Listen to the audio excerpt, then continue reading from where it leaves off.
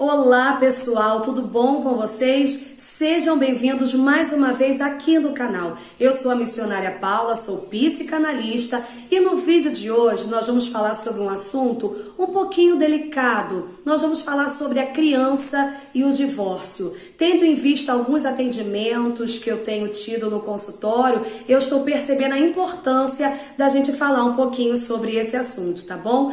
Antes da gente continuar o vídeo, eu quero pedir para você curtir este vídeo, se inscrever no canal e no final você compartilhar com mais pessoas, tá bom? Enfim, nós sabemos que os pais emocionalmente saudáveis são fundamentais para que os filhos também sejam emocionalmente saudáveis. E diante de um divórcio, acontecem algumas perdas, alguns sentimentos de angústia na criança. E se os pais não souberem lidar com a situação, os prejuízos podem ser grandes. O desenvolvimento emocional saudável do seu filho depende muito do pai e da mãe. Então, um divórcio vivenciado na infância pode causar muitos danos negativos à criança. Porque diante de um divórcio, a criança ela passa a ter menos contato com o pai ou a mãe que saiu de casa. Normalmente o pai que sai de casa. E a criança ela começa a perceber essa diminuição de contato com esse genitor, nessa diminuição de atenção. Então isso pode gerar uma certa insegurança, atrapalhando no relacionamento familiar da criança, atrapalhando na autoestima. Então é importante que os ex-cônjuges, mantenham uma relação saudável, uma relação solidária, para que esse impacto negativo no comportamento dessa criança seja menor. Então, assim, se o casal não deu certo, o relacionamento do casal não deu certo, o relacionamento com o filho precisa dar certo. Se você me acompanha já há algum tempo aqui no canal, vocês já ouviram várias vezes eu falar sobre a importância da função materna e da função paterna. A criança precisa de pai e mãe, e quando um desses dois é muito ausente, acaba gerando algum dano emocional na vida dessa criança. E outra coisa, é importante que a pessoa que fique com a criança, que normalmente é a mãe, seja ali uma pessoa que esteja disposta a fazer com que o filho continue se desenvolvendo, porque se houver uma negligência da pessoa que fica com a criança, é bem provável que essa criança possa desenvolver uma patologia. Lembrando que não existe quem é mais importante, pai ou mãe. Os dois são importantes de forma igual na vida dessa criança, porque a infância é a fase do desenvolvimento psíquico, emocional. Essa criança precisa tanto do pai quanto da mãe de uma forma igual. Crianças que assistem muitas brigas, que ouvem muitas discussões entre os pais, que assistem até cenas de agressão, vai ter um impacto muito ruim na sua saúde mental. Você e o seu cônjuge podem até se divorciar, mas vocês têm que ter o cuidado de proteger o seu filho emocionalmente. Lembrando que você se divorcia do cônjuge, você não se divorcia do seu filho. O ex-casal precisa ter uma maturidade emocional, precisa deixar o egoísmo de lado para trabalharem juntos em favor dessa criança. A prioridade agora é a criança. Então é muito necessário, é muito importante que os pais entrem num acordo para que a criança continue tendo um vínculo suficiente, tanto com o genitor que fica com a criança, quanto com aquele que precisou sair da casa. Porque quando ocorre uma separação, todo mundo perde. Por isso que o divórcio ele é considerado um luto, tanto para o pai quanto para a mãe, porque as pessoas casam pensando que vai ser para sempre. Ninguém casa pensando em separar. Então, quando isso é rompido, quando esse projeto de vida para sempre é rompida, existe ali uma frustração, existe ali uma tristeza, uma angústia, tanto para os pais quanto para a criança. As crianças mais novas, elas tendem a se sentirem culpadas culpadas pelas brigas do pai, pelos pais não estarem se entendendo, pela separação. Então existe ali um conflito interno nessa criança. Ela não sabe muito bem, talvez, ainda o que esteja acontecendo.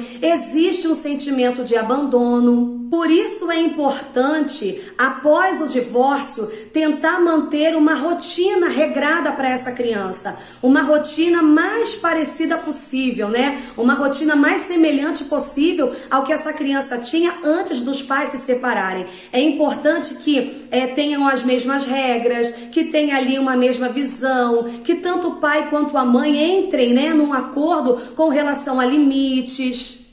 Após a separação, a criança pode apresentar ansiedade, pode apresentar depressão, pode apresentar um baixo rendimento, né, na escola. Então, se os pais estiverem ajustados, né, pode ajudar a criança a se adequar melhor a essa nova rotina. O relacionamento estável dos pais vai ajudar com que os danos, né, com que o sofrimento emocional dessa criança seja menor. Como eu disse, normalmente é o pai que sai. E a função paterna é extremamente importante para a autoestima, para a segurança, para a identidade do filho. Então você que é pai, seja presente na vida do seu filho. A criança, ela confunde a separação dos pais com uma separação dela. Então é extremamente importante que após a separação, essa criança se sinta segura, protegida, amada. É importante o pai e a mãe ter um diálogo com essa criança e mostrar o quanto ela é importante, o quanto ela é amada,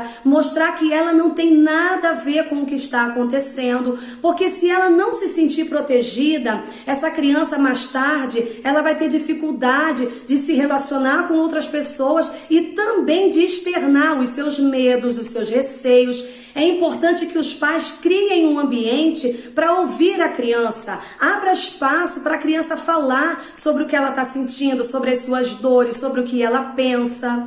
Quando o pai sai de casa ou a mãe, na cabecinha da criança, ela acha que ela possivelmente nunca mais vai ver aquele pai, nunca mais vai ver aquela mãe. Então é importante que os pais sempre preparem um ambiente seguro para essa criança. Muitos pais têm dúvidas, né, se deve falar para a criança o que está acontecendo ou como falar. Enfim, a verdade sempre vai ser o melhor caminho. É importante que você, juntamente com o seu cônjuge, converse com o seu filho, que vocês estão se separando, precisa falar a verdade. E isso não significa falar o motivo, até porque a criança não tem maturidade para compreender as brigas do casal, o motivo da separação. Então é importante você falar, porque tem gente que quer mentir para a criança, né? Falar, o papai vai viajar, ou vai ficar um tempo na casa da avó, enfim. Isso não é bacana, porque quando a criança descobrir a verdade,